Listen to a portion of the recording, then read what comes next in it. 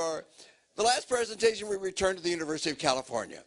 And I'm proud to say that the University of California system has more positions in Sikh studies than any other university system in the United States. We proudly had the first chair through the Sikh Foundation and the Kundankar Kapani chair at Santa Barbara. And now there are chairs at Riverside. You heard Peshawar Singh. A new chair coming up at Irvine, which we're very proud of.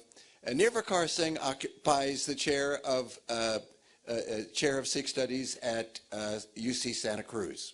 Nirvikar couldn't be with us today, but we have the Dean of Humanities from UC Santa Cruz to tell us about, I hope he will tell us, the importance of Sikh Studies in the curriculum at UC Santa Cruz. Please come and join us.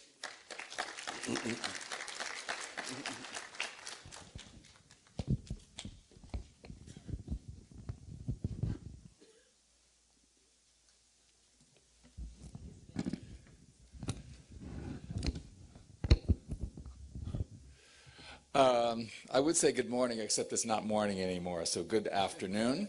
My name is Tyler Stovall, and I'm Dean of the Humanities at UC Santa Cruz.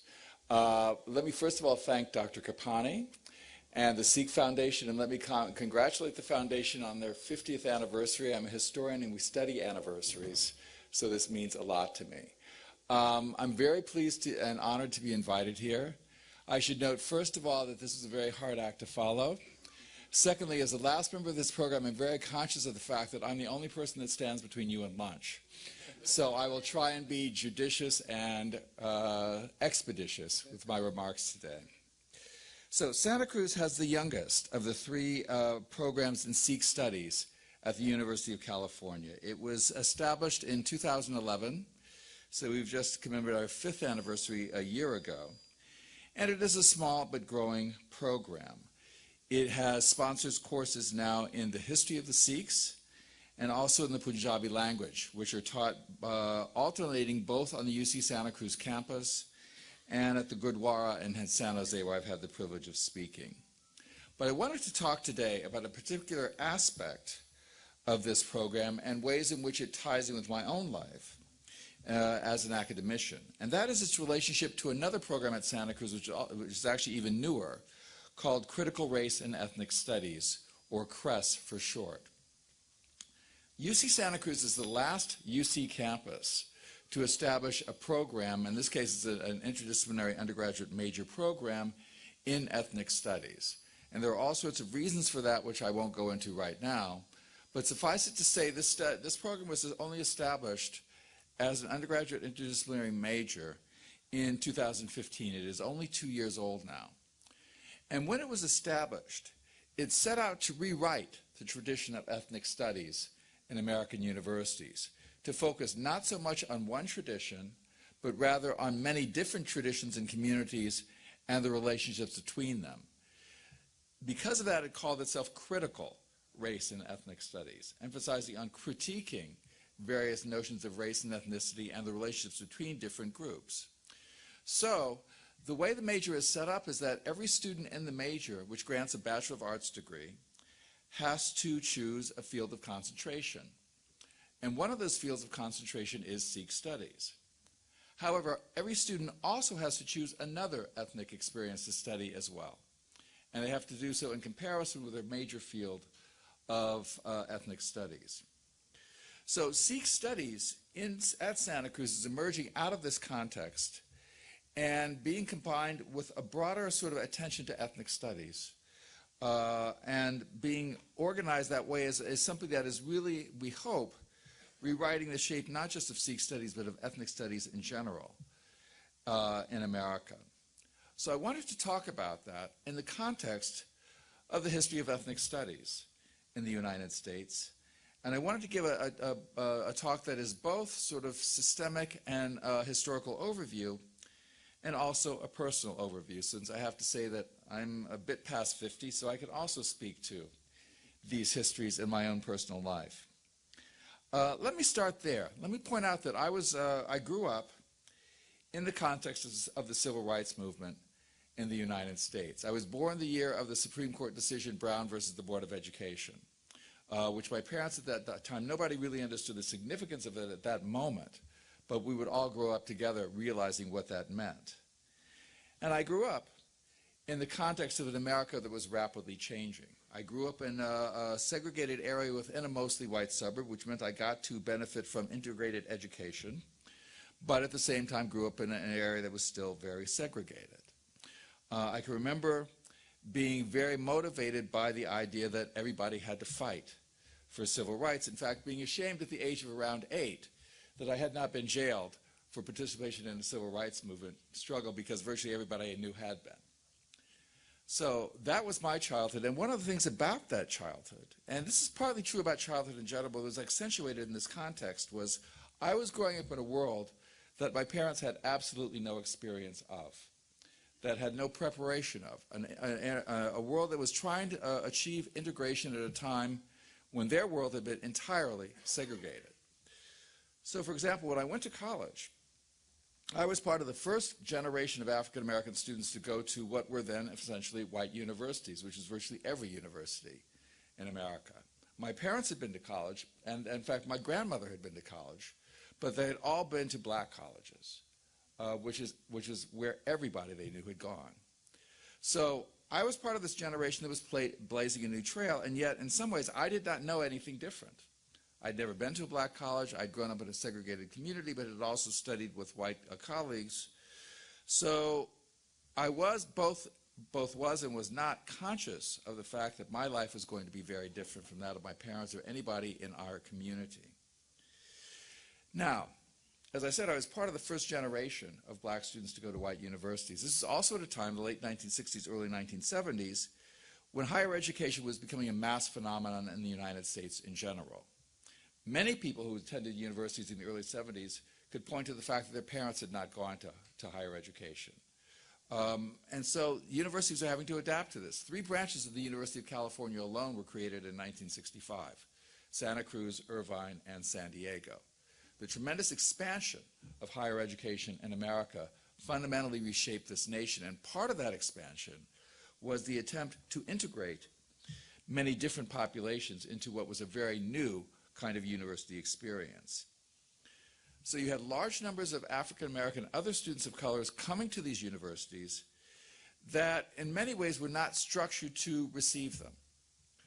Out of this shock, and it was a real shock on both sides, came the first programs of ethnic studies in the United States in American higher education.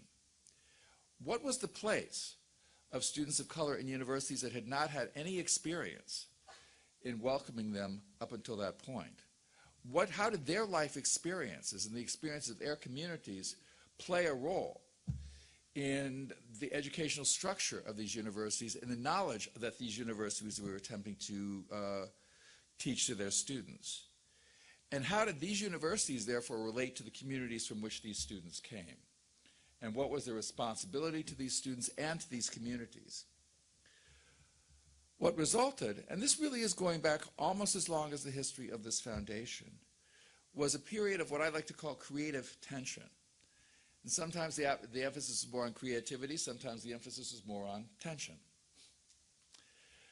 For students involved in creating these programs, students and faculty, but I want to emphasize it was largely students that were involved in creating these programs, often by doing things like occupying the main administration buildings on campus.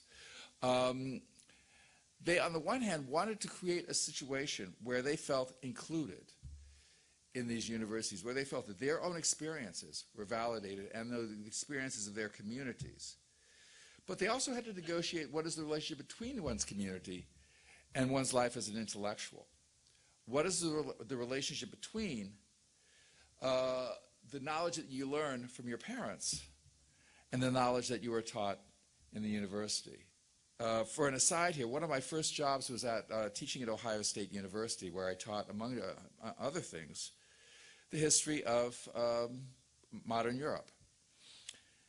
I can remember a few times teaching the history of the Soviet famine in the 1930s and having students from Cleveland. Cleveland has a very large Ukrainian American community.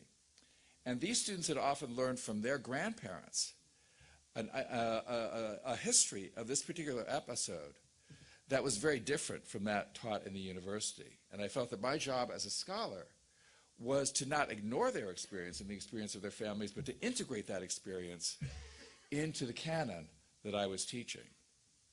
So this was the challenge that faced not just these students of my generation, but the universities that they were engaged in.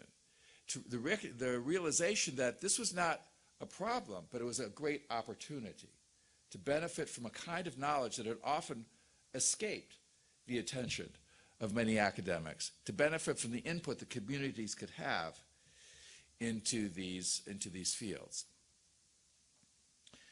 Now, as far as my own life was concerned, I ended up studying European history and writing a dissertation on the Paris suburbs, an area that nobody was ever studying at that period.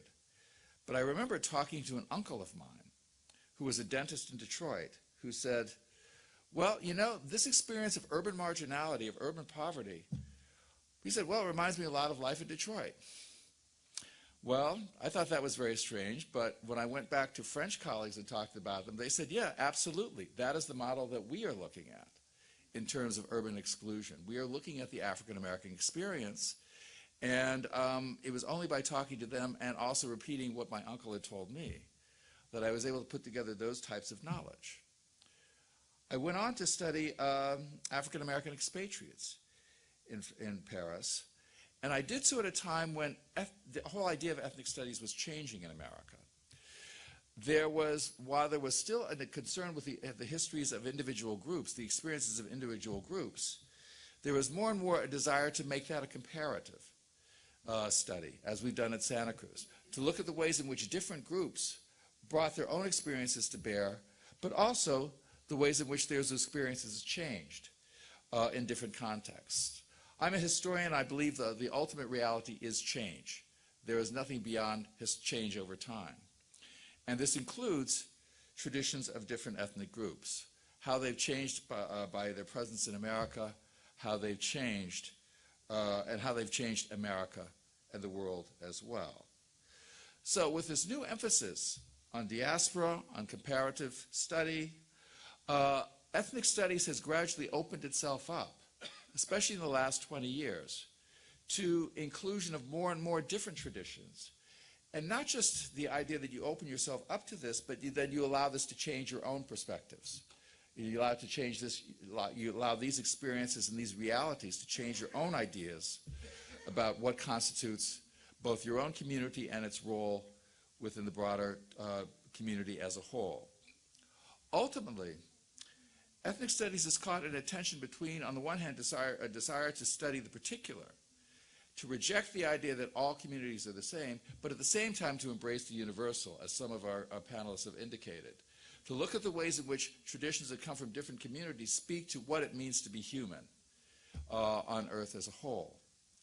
And so I'm very proud that at Santa Cruz, Sikh Studies is central to this endeavor.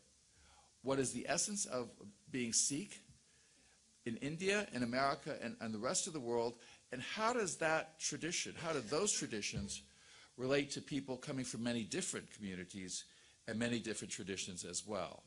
I think with this orientation, Sikh Studies will be very, not just successful, but influential in shaping the new university, both at Santa Cruz and many other places throughout America and the world, as we move on into the 21st century. So, thank you very much for your time.